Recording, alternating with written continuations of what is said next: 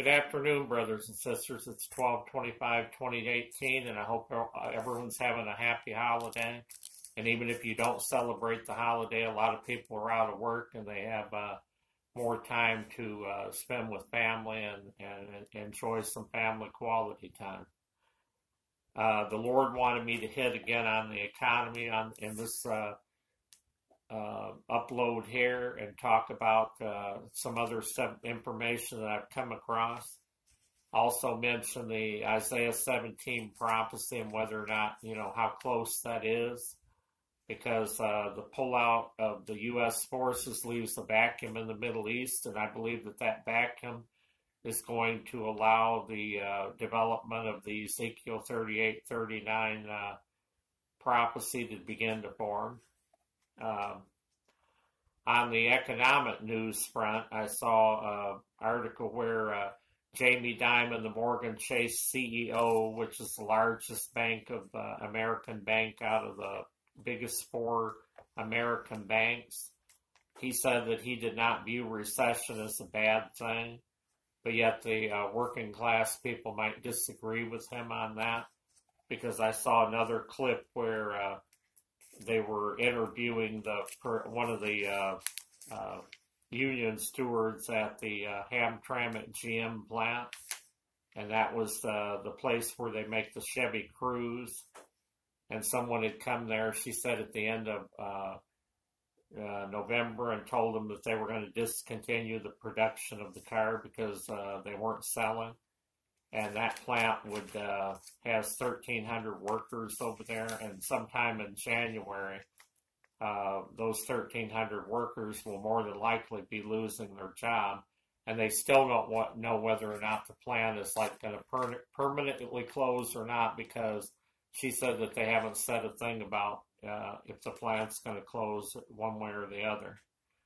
And I saw another little article that says the worst is yet to come. Experts say that the bear market's just getting started, and the experts warn that the next recession will be worse than the Great Depression, because there's a $247 trillion global debt that outdoes 2008, and that's what's going to make it way worse than 2008.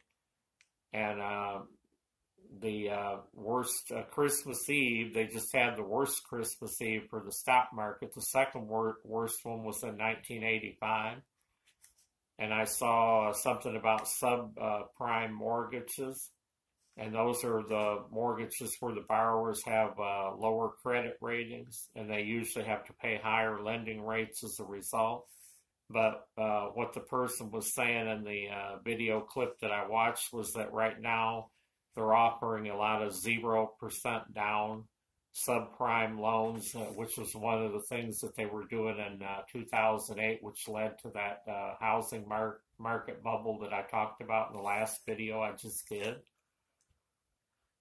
Some other economic news was that Ford Motor Company's restructuring, and they can have as much as 25,000 employees that are going to be affected by job losses or whatever after the first of the year. So far, they haven't announced anything definite, and that probably won't come until next month sometime. So it's undisclosed how many of these 25,000 employees may be permanently laid off and just simply lose their job.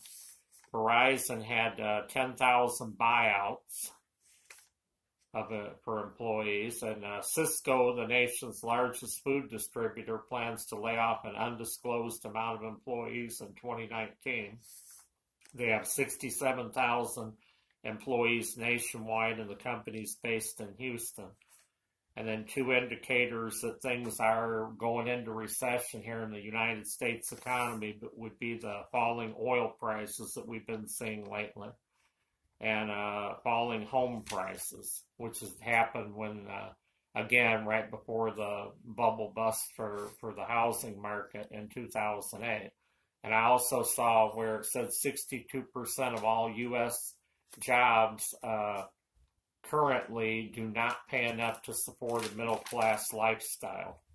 So and I can attest to that personally. And the most important part of this video here is the James chapter 5 prophecy that the Lord told me about. And of course, the Isaiah 17 prophecy that we know, because we know that Damascus is going to cease to be a city.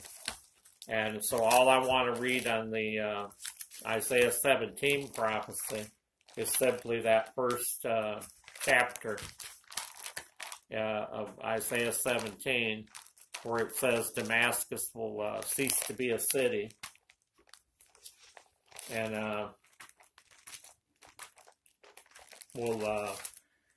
I'll go to the James 5, chapter 5 prophecy first, and then we'll look up the other thing in a minute.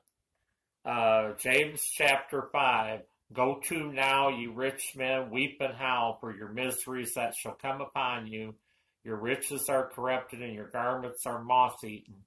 Your gold and silver is cankered, and the rest of them shall be a witness against you, and shall eat your flesh as it were fire. Ye have heaped treasures together for the last days. Behold the hire of the laborers who have reaped down your fields, which is of you kept back by fraud, crieth, and the cries of them which have reaped are entered into the ears of the Lord of the Sabbath. Ye have lived in pleasure on the earth and been wanton. Ye have nourished your hearts as in the day of slaughter. And so that time is that thing is gonna come to pass real soon. And the difference is, throughout the history of the stock market, we've always saw, like they say, it goes in cycles of 10 years, every 10 years, and we've come to this 10-year cycle here. So it's not unusual for, things to be going down right now, because it's been 10 years of growth in a bull market, and now it's simply coming down to the time where, that they're gonna take losses, and the market's gonna become a bear market, and that's normal. But this isn't gonna be normal, because we're talking about the difference now. The biggest difference now that I can see is because of our currency and the collapse of the petrodollar, and all these countries, trading in different currencies and stuff, which is going to cause our currency to go down and collapse, and then that's going to bring everything down. So that's the difference this time around. The dollar becoming worthless, and then what are they going to do? Are we going to see the thing that was in the 1988 Economist front cover, where they were talking about 2018 being the year that the world currency would come on the market? And did something happen that slowed it down a little bit so that it couldn't occur in 2018, and it's simply going to occur in 2019? And the Damascus 17 prophecy just simply says that Damascus will become a ruinous heap as a city, and it's one of the oldest cities in the world right now, about thousands of years old, and it's going to become a ruinous heap, and it's going to be a city in the daytime, and then overnight nightfall is going to come, and when the next morning comes, it's going to be a ruinous heap. So overnight it's going to cease to be a city. And some people are saying because the United States presence is getting out of Syria there, and they're basically, maybe, I don't know, abandoning Israel in this situation and hightailing it out of there. Maybe, like I said before, maybe they're moving troops over to Ukraine and South China Sea, or just, transferring the troops over somewhere else. Or the other thing I was thinking is maybe some of these are going to be used domestically. And we keep hearing about these 60,000 sealed indictments and arrests and all this other kind of stuff.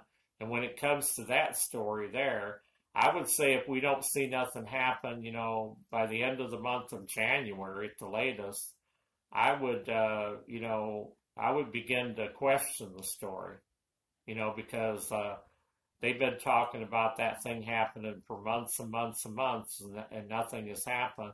But now something is, you know, supposed to happen, and if we go through next month and get to the end of the month and we still haven't seen any arrests, then at that point I would begin to start wondering, you know, just how true all that stuff really is. I mean, we're going to have to wait and see, but this could be another thing that's coming up here too.